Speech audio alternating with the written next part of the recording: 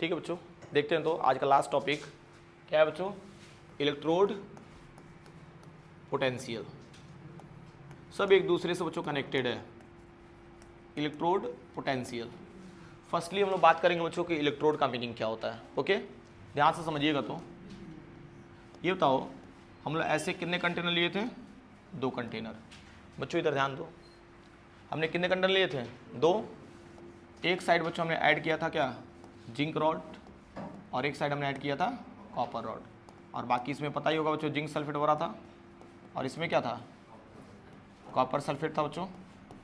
Okay, और इसको हमने क्या किया था बच्चों, वोल्ट मीटर रीडिंग से ऐड कर दिया था, और सर्किट को कंप्लीट करने के लिए हमने क्या लगा दिया था, यहाँ पे सॉल्ट ब्रिज लगा दिया था, सॉल्ट ब्रिज। चलो यहाँ तक तो क्लियर हो रहा है बच्चों। अब एक चीज़ नोटिस करना, इस साइड हमने क्या माना था, लोन, और इस साइड क्या माना था, RRCP।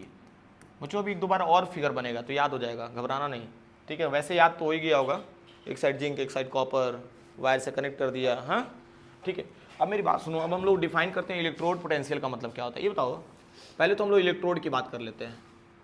ये बताओ, एक इलेक्ट्रोड जो है हमारा वो क्या कर रहा है, लॉस ऑफ इलेक्ट्रॉन कर रहा है, और एक इलेक्ट्रोड गेन ऑफ इलेक्ट्रॉन। अरे भाई, ऑक्सीडेशन का मतलब क्या समझ रहे हो, लॉस ऑफ इलेक्ट्रॉन, एंड एक साइड रिडक्शन है हमारा, तो क्या हो जाएगा, गेन ऑफ इलेक्ट्रॉन। तो इलेक्ट्रोड का मीनिंग तो बच्चों साफ है कि एक साइड क्या हो रहा है, लॉस ऑफ इलेक्ट्रॉन, और एक साइड क्या हो रहा है बच्चों, गेन ऑफ इलेक्ट्रॉन। समझ पा रहे हो ना, यानी इतना तो क्लैरिटी मिल गई बच्चों कि इलेक्ट्रोड को अगर पढ़ना होगा तो 2 तरीके से पढ़ेंगे, एक लॉस ऑफ इलेक्ट्रॉन के केस में और एक गेन ऑफ इलेक्ट्रॉन के केस में। अब क्वेश्चन ये भी आएगा कि सर इलेक्ट्रोड के साथ पोटेंशियल क्यों ऐड कर दिया गया, पोटेंशियल का मीनिंग क्या समझ रहे हैं। तो मेरी बात सुनो, मैं ओवरऑल बता दूं एक तरीके से। देखो डेनियल सेल का जो वोल्टेज होता है ना, कितना होता है, 1.1 वोल्टेज होता है। कितना होता है? तो जिंक और कॉपर का बच्चों वोल्टेज ऐड करके ही तो बच्चों कंप्लीट आपका वोल्टेज मिला होगा। जिंक का कितना पोटेंशियल है और कॉपर का कितना है। भाई सिंपल सा मीनिंग समझो ना, हम वोल्टेज की बात कर रहे हैं। इलेक्ट्रोड पोटेंशियल का मतलब क्या है बच्चों, वोल्टेज।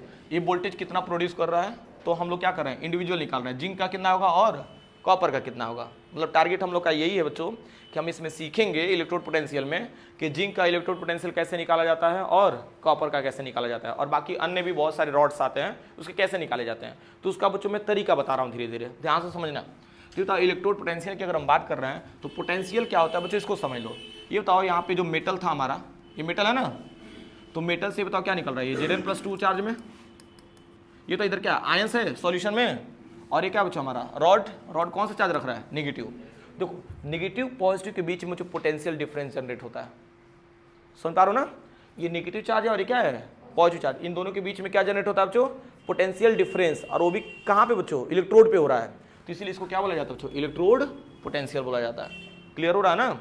अरे भाई चार्ज डिफरेंस है ना, तो चार्ज डिफरेंस बच्चों हम लोग उसी को लेकर के चल रहे हैं, उसी को क्या बोलते हैं हम लोग, इलेक्ट्रोड पोटेंशियल बोलते हैं। समझ में आया मैंने क्या बोला है, आसान है भाई। मतलब यहाँ पे इलेक्ट्रॉन्स है और यहाँ पे क्या बच्चों, पॉजिटिव चार्ज है, तो इन दोनों के बीच में जो पोटेंशियल डिफरेंस बच्चों जनरेट होता है, क्योंकि फिजिक्स में भी आप लोग पढ़े होंगे, ठीक है। तो उसी को क्या बोलते हैं हम लोग, इलेक्ट्रोड पोटेंशियल। ये भी समझ में आ गया बच्चों कि लॉस और गेन ऑफ इलेक्ट्रॉन करता है, तो उसको भी क्या बोलते हैं हम लोग, भाई इलेक्ट्रोड बोलते हैं। अब चलो समझो, तो इसमें एक और नया टर्म्स बच्चों मैं आपको डिफाइन करके दे रहा हूँ, ध्यान से समझना, ठीक है। इसी के अकॉर्डिंग बच्चों हम लोग इसको क्या कर देंगे, सेपरेट कर देंगे, मतलब 2 तरीके से इसको डिफाइन करेंगे हम लोग। हाँ, सॉल्यूशन प्रेशर एक टर्म्स आता है बच्चों, क्या, सॉल्यूशन प्रेशर। तो देखो ध्यान देना, तो it has tendency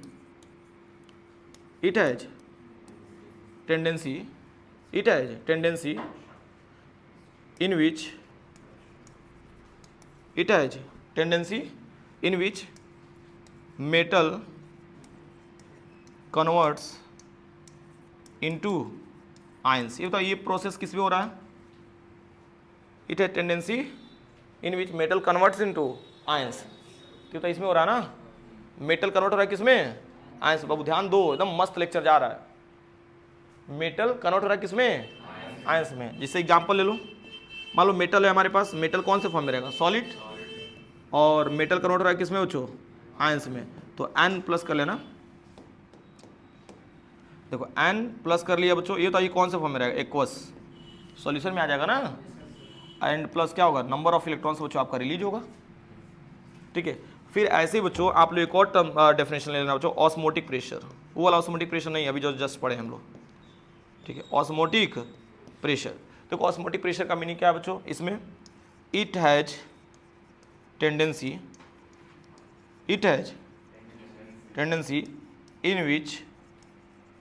in which ions converts into metals।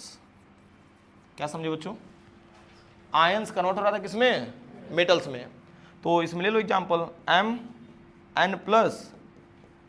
Electrons बच्चों क्या करेगा, गेन करेगा और किसमें कन्वर्ट हो जाएगा, m में। अरे भाई इसका एग्जांपल ले लो ना, जिंक लिया था हमने, जिंक कन्वर्ट हो रहा था किसमें, Zn+2 में 2 इलेक्ट्रॉन्स रिलीज किया था। और इसका एग्जांपल में बच्चों ले लेना Cu+2, 2 इलेक्ट्रॉन्स बच्चों इसने क्या किया था, गेन, और किसमें कन्वर्ट हुआ था, Cu में। कुछ क्लैरिटी मिल रही है बच्चों, यहाँ तक तो टर्म सारे क्लियर है, ठीक है। बस 2 मिनट और बच्चों, ठीक है। तो solution pressure and osmotic pressure को तो समझ लिया आप लोग। इसके केस बच्चों मैं लिखता हूँ, ध्यान देना। ये बताओ यहाँ पे solution pressure is greater than क्या कर दिया बच्चों, ऑस्मोटिक प्रेशर। ये फर्स्ट केस हो गया, ओके, ध्यान देना बच्चों। ये हमने आपको क्या दे दिया, फर्स्ट केस, ओके। और एक साइड बच्चों दे दिया मैंने, osmotic pressure is greater than क्या कर दिया बच्चों, सॉल्यूशन प्रेशर। खूब ध्यान से समझना बच्चों, ठीक है। सॉल्यूशन प्रेशर और एक तरफ बच्चों आपका ग्रेटर देन कौन है, ऑस्मोटिक प्रेशर, हो जाएगा ना। Solution pressure is greater than osmotic pressure and osmotic pressure is greater than solution pressure. अब ध्यान दो, तू ये बताओ, अगर सॉल्यूशन प्रेशर ज़्यादा है तो सॉल्यूशन प्रेशर मतलब क्या समझ रहे हो, सॉल्यूशन अपनी तरफ खींच रहा है। हमने जिंक रॉड को डिप किया है ना, तो जिंक के पार्टिकल्स को अपनी तरफ खींच रहा है, तभी तो आयंस में टूट रहा है। अरे भाई ऐसे समझो ना, टोस्ट वगैरह देखते हो ना, पानी में डालते हैं तो नीचे की तरफ आता है पार्टिकल्स उसके, तो इसका मतलब क्या समझ रहे हो, सॉल्यूशन अपनी तरफ पुल कर रहा है बच्चों।